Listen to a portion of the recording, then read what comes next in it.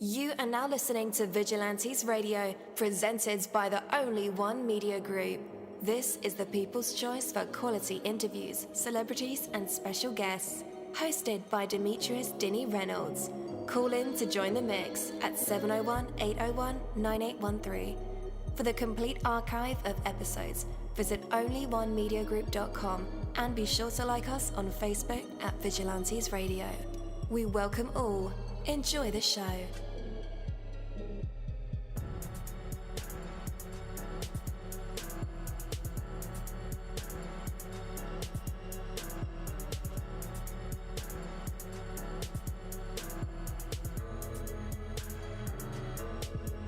Ladies and gentlemen, please welcome your host, Demetrius Houdini Black Reynolds. Enjoy the show.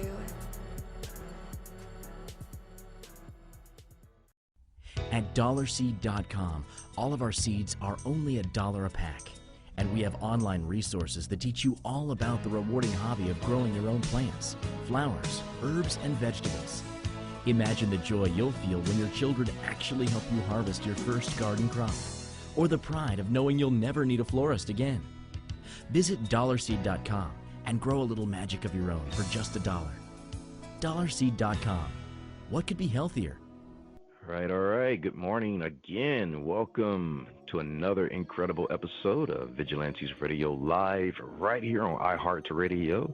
And I'm your host, Deanie. We have another special guest for you guys, so stick around. Text your friends, text your buddies, even your neighbors. Share it on social media and let them know that we are about to dive deep into another interview. Before I bring my guest on, I do want to say you have to take control and be free. I know you're like, what are you talking about, Deanie? Check it out. The more you take control of your life, the more magical and wonderful it will be. To say it's well worth the effort would be an extreme understatement. Imagine living each day filled with joy, satisfaction, and even fulfillment. Imagine looking around you and seeing golden opportunities instead of problems. Imagine coming across difficult challenges and knowing not only that you can handle them, but also that by doing so, you'll bring value to your life and to others. Imagine being able to achieve whatever you want to achieve. All this and more is possible for you when you decide to take positive, focused control of your thoughts, your actions, and your life. I know, guys, you have to do all three for this to work. The fact is, you can actually make a difference. You can make a great big difference in the quality of your life simply by taking control of it. Think of the great things it will bring you. Think of all the things you won't waste your time worrying about. Think of how totally free and alive you'll feel when you know, without a doubt, when you've proven by virtue of your own undeniable experiences that anything is possible for you. Right this very moment, you can take full and complete control of your life, and you can maintain that control for as long as you wish. So once you start to enjoy the incredible benefits, you won't want to live any other way. Trust me. Take that from me, Coach Deanie. That is my word, and word is bond. Have you struggled budgeting your finances? Don't worry, you're not alone. HumbledBudget.com, that's HumbledBudget.com, is the help and resource you've been searching for. HumbledBudget.com is a personal finance and educational website with a great variety of topics when it comes to budgeting, taxes, investing, and the popular topic of FIRE, financial independence, retire early. HumbledBudget.com has a goal, and that's to help you reach your financial dreams, no matter what your goals are when it comes to finances. It doesn't matter where you start, where you come from, or where you are right now. HumbledBudget.com can help. What are you waiting for? Take that first step to the financial life you've dreamed of and go to HumbledBudget.com. That's HumbledBudget. HumbledBudget.com. All right. Again, welcome to the show. You're listening to VRL. That's Vigilantes Radio Live right here on iHeartRadio. And I'm your host, Deanie. Our interviews are designed to go beyond music, news, books, art, acting, films, technology, education, entrepreneurship, entertainment, and sometimes even past that thing that we call the ego Our interviews are designed to go behind the scenes and into the minds of these incredible human beings. You know, the ones who are out there giving it their all for me, for you, and for the world. I want to welcome you guys to an enthralling interview with the incredible, talented singer-songwriter, Iris Colton. Today, we dive into the remarkable story of his meteoric rise in the music scene, from writing his first hit in just 10 minutes, superpowers, I tell you, to creating a distinct logo that has become synonymous with his music. So join us as we explore Iris Colton's musical style, his passion for songwriting, and his undeniable charm that has made him the go-to artist for captivating October love songs and pushing the notion that there isn't any more room in hell. All right. With that, let's welcome him to the show. Iris, welcome. Thank you for being here. Thank you so much for having me this morning. Absolutely, man. How's it going? How you doing? It's going pretty well. Can't really complain too much. Got up and decided to get on here, so I really do appreciate you for having me. Absolutely, man. I'm not too much of a morning person. I have a large cup of Joe here. What's your choice of beverage in the morning? Normally, I tried doing the whole coffee thing. Didn't really work out too well for me. Oh, yeah? Yeah, I need breakfast in the morning, but, you know, I'm probably going to end up going back just trying coffee. It kind of messed me up a little bit, so try and stick with coffee for a few weeks. Yeah. But, hey, man, you never can go wrong with food. Definitely. Yeah. So, man, before we get into the why and the how you do things, let's discuss the who. Give us a brief look into your beginnings. Awesome. Well, I pretty much have always been into music. My cousin actually gave me my first guitar, and it was a Stratocaster, a little electric thing. And I grew up in a household where my mom loved listening to Bruce Springsteen, Aerosmith, Kiss. So that kind of got me into wanting to learn how these musicians did what they did behind a guitar or sing or drums. And I decided to pick up on all that. And I ended up going to take guitar lessons, and the lesson thing wasn't really for me. I wanted to find my own sound, as a lot of people normally try to do, and stopped doing that and just wrote my own stuff, and was horrible, just garbage at first. I mean, you play the same 3 chords and every song's like that, and it's horrible, but you learn from that. And I ended up then jumping to drums, then bass, then piano, keyboards, everything. And I just found a passion for it, and it was the best hobby I could have ever started with when I was 10 years old. And growing up in a musical household with my mom, and my dad's more into sports, but my mom very much pushed the whole, you can do whatever you want to do with life. And I think having that as the backbone really started it out. And that's just how it began. I just decided to write stuff and show my friends when I was in maybe 6th grade, and it was horrible, but I was getting reactions. And from there, I just kept working on it. And yeah, I mean, I've done a lot of great things that I'm proud of in life with music. And I mean, like anything, it starts somewhere. So it was just for me, it just felt like it was meant to be with music. Yeah. Man, you said something key. You said I kept working on it, you know, getting better and better. So you ditched lessons, or, you know, getting taught theory, I suppose, because that's what it sounded like. You got bored with the theories and scales, and, you know, that stuff is boring. And you chose to learn these instruments by ear? Is that what you're saying? Yeah, exactly. Wow. In middle school, it really started with listening to a ton of bands like, you know, like I said, Aerosmith, Kiss, Motley Crue, and I could hum the notes. So I figured if I can hum that, I can try and learn it on keyboard, piano, guitar, whatever. And drums is always easy.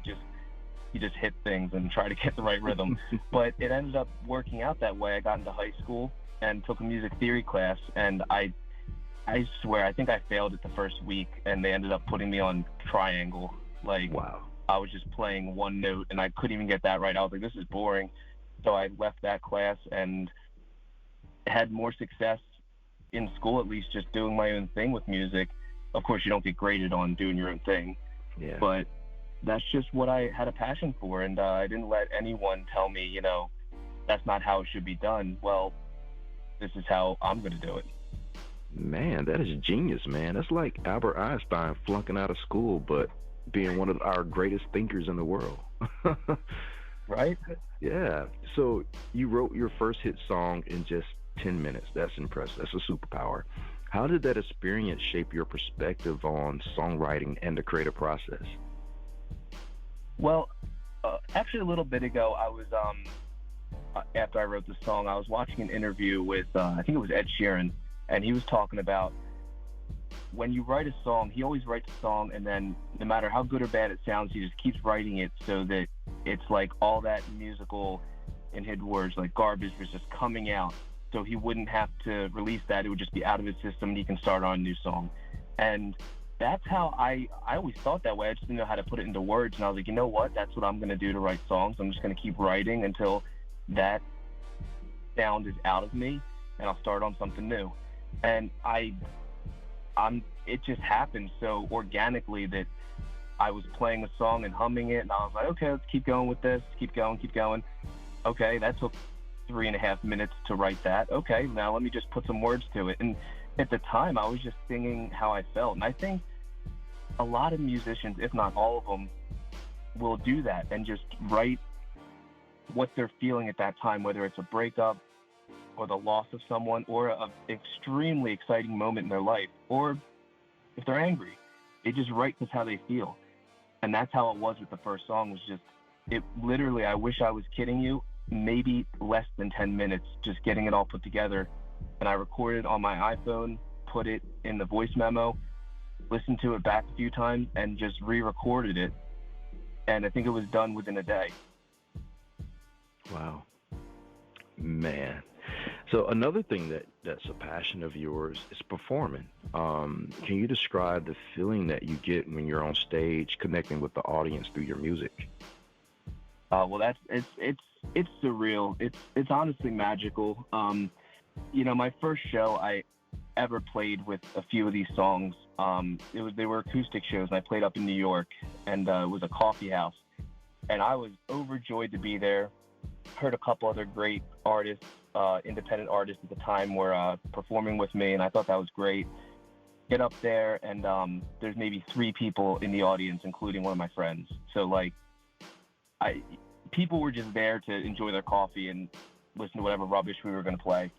But it was like, when you get them engaged, that's what that feeling feels like. I mean, I can play to a room of 200 people and no one listen, and it'd be the worst show ever. Or I can play to a room of 20 people and they're singing along, you know, shouting, cheering. It's like a euphoric feeling that you just can't get anywhere else. And I mean, you can definitely get it in sports. If you play a sport, I'm not just referring just to music, in front of any audience, if you're doing a magic show or you're doing a comedy routine, whatever you're doing in front of people, or just public speaking, you get a response. That response you can never take away from that person. No matter if they're booing you, cheering you, if they're giving you noise, it's giving you life. And that's just, I love that feeling more than anything. Absolutely. And man, as a singer-songwriter, metalhead, man, how do you find the balance between personal storytelling in your music and also creating relatable experiences that resonate with the wider audience?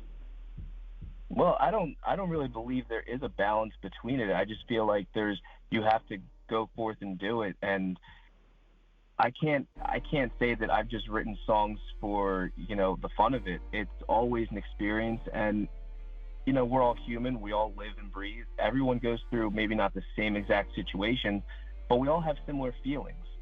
So it's very easy in a way to relate how you feel to a wider audience, but it is very hard to get your message across with some of your lyrics and have them say like, oh, well, that's how I felt then, because it could be a totally different situation. But everyone's gone through the feelings of happiness, sadness, pain, excitement, everything. And I feel like you shouldn't balance between like your personal life and music, because music comes from a very personal point of view. You always have to kind of be a little bit open and let yourself free and just go with it and see what happens. I totally agree with that. So another thing I wanted to mention is your IC logo that you created before the release of the Love October build. It has become a recognizable symbol. Can you share the inspiration behind it and the impact that it had on your brand and your music?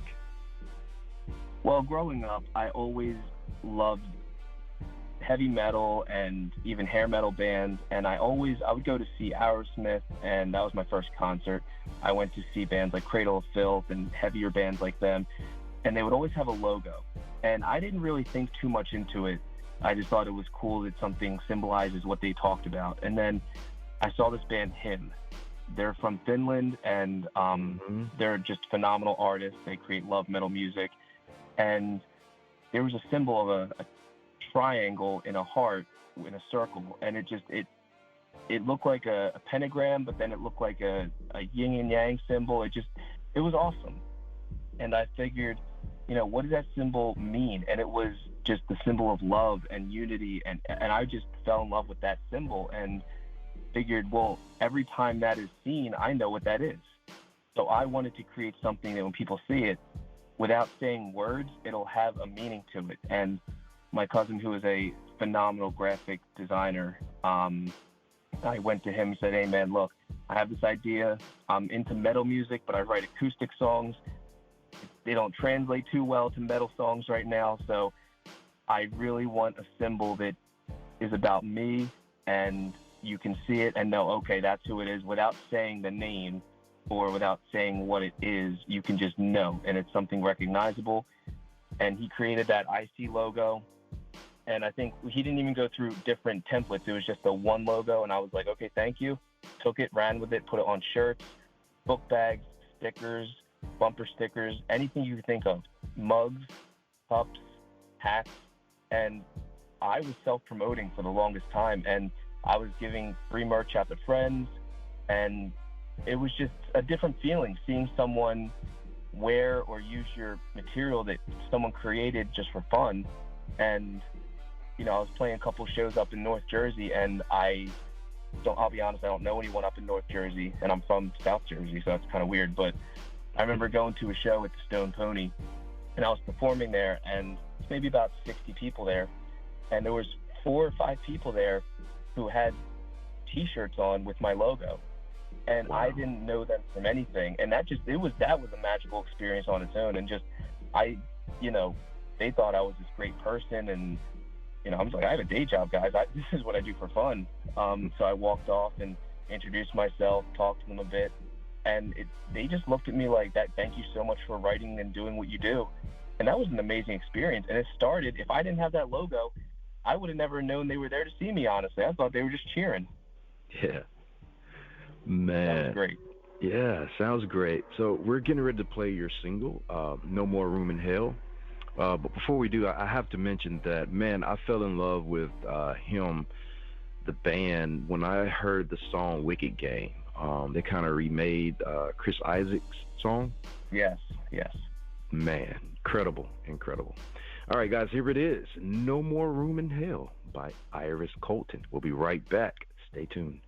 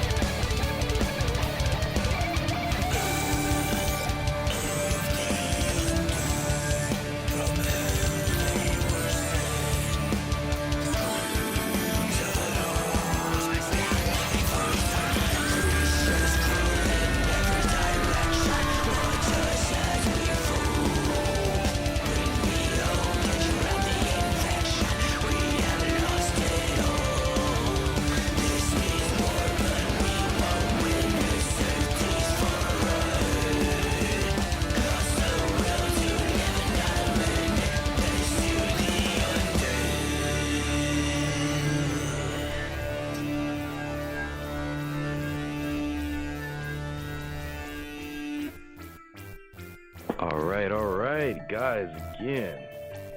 Wow. That was No More Room in Hell by Iris Colton. All right, man, he's such a dope multi-instrumentalist. Let's bring him back. Hey, man, dope song, bro. Thank you.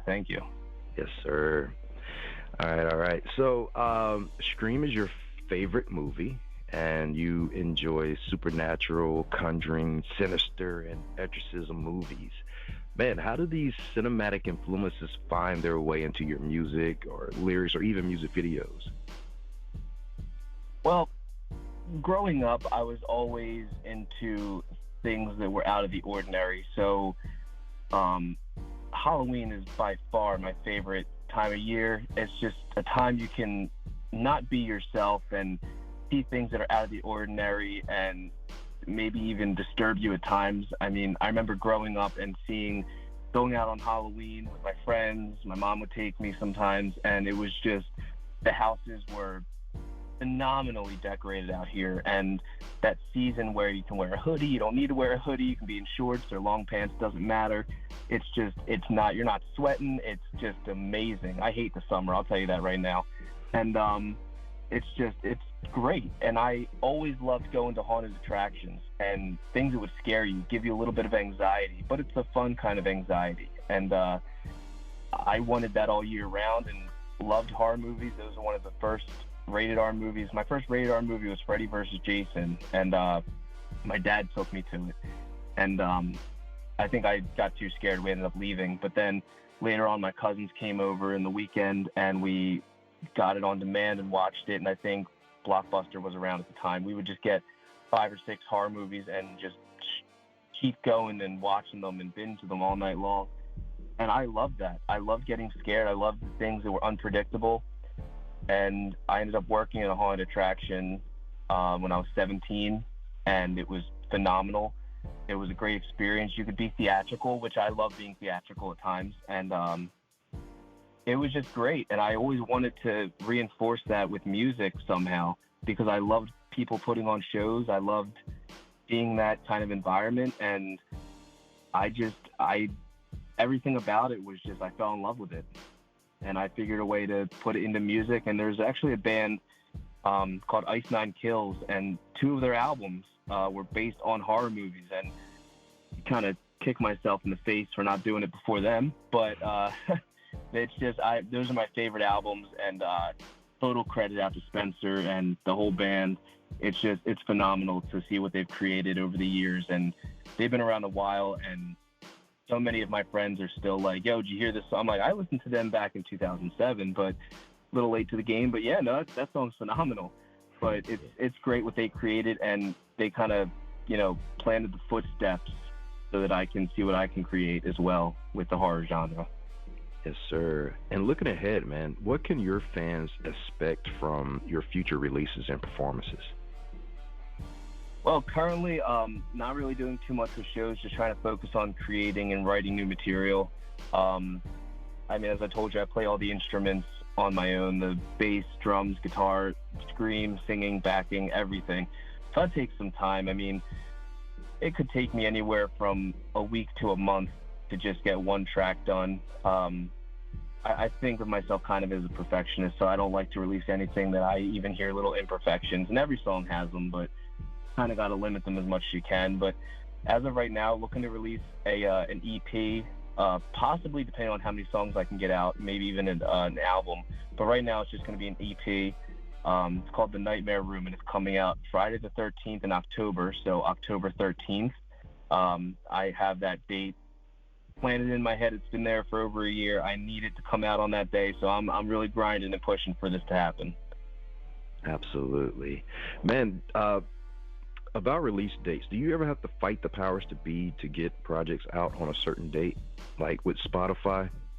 Honestly, yes.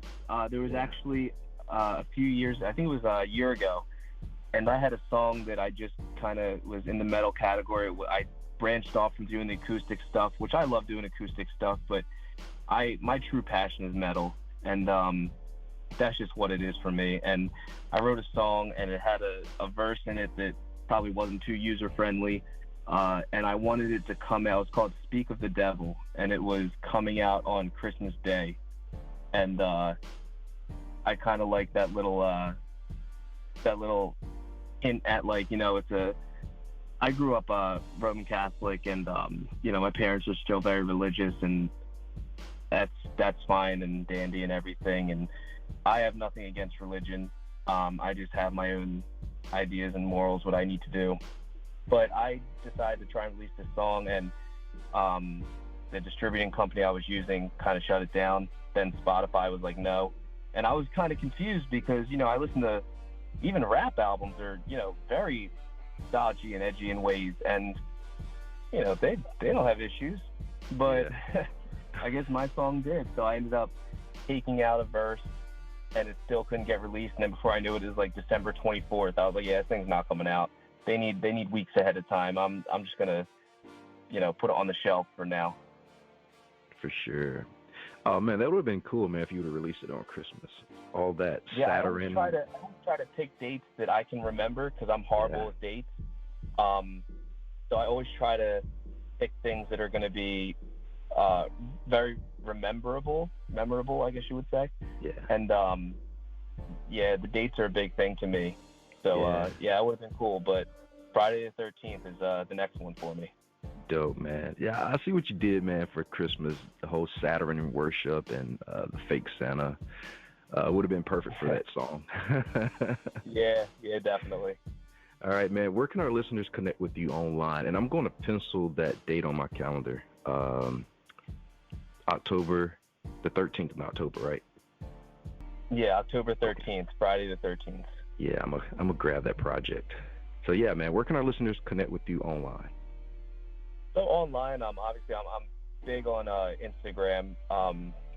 The handle is Iris_Colton_, and that's mainly where I do. I don't have a Facebook for my music. I don't use Twitter, Snapchat, none of that. It's way too hard to really focus on everything at once. So I just kind of try and leave it as one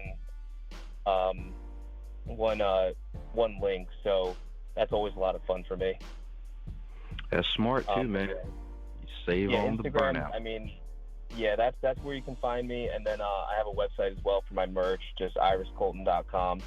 But yeah, dude, Instagram that's where I'm at if you need me. All right. Listeners, just in case you need those links and you didn't get a chance to get them, no worries. I have you covered. I have the link in the description of this episode and in the show notes. So all you guys have to do is just click and connect. Well, Iris, man, thank you so much for joining us this morning. Man, I was happy that you came on. I've been waiting to talk to you, and we finally got it done. Definitely. It's been a pleasure. Thank you so much for having me. And anyone who's listening, if you ever have any kind of questions, reach out to me. I'll be more than happy to help. And whatever you're doing and you have dreams, keep pushing for them. I mean, someday something might happen. Absolutely. All right, man. Take care and have a wonderful day. Thank you. You as well. Thank you. Rotella Resale, your premier collectibles, toys, and novelty retailer. Find the best and hard-to-find die-cast vehicles and action figures. Some of the most popular vinyl LPs, Zippo lighters, and comics. Support the best artists with our rock t-shirts and posters. You will find so much more at rotellaresale.com with free shipping on U.S. orders. Use promo code RADIO for 10% off your order. Visit rotellaresale.com. That is ROTELLARESALE.com. Thank you, my Vigilantes family, as always, for checking out my podcast over here at Vigilantes Radio Live.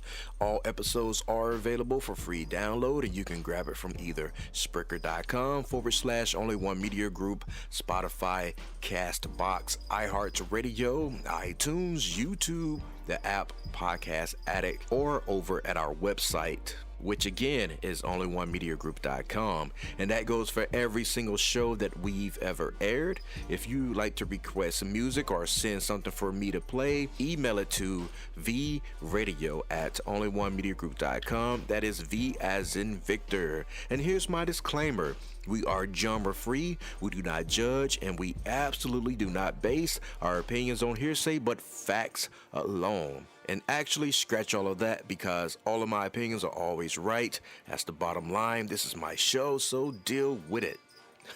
Just kidding. On behalf of myself, Denny, I appreciate all you guys for tuning in, either afterwards or live with us. Spread the word because sharing is caring. We stepped up our game just for you guys and our guests to make sure that you have the best experience here on our show.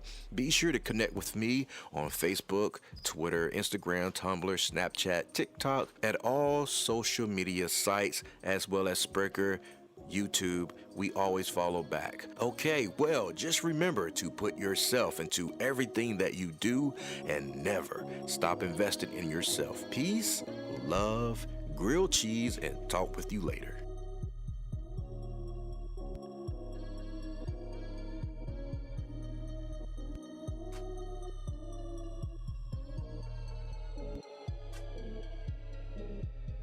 You are now listening to Vigilantes Radio, the people's choice for quality interviews, art, music, and hot topics. Hosted by Demetrius Houdini Black Reynolds of the duo No Longer the Hero.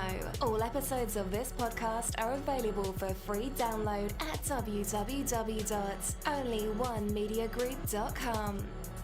This is a 7th Sign Regime Rebirth Worldwide Syndicate exclusive.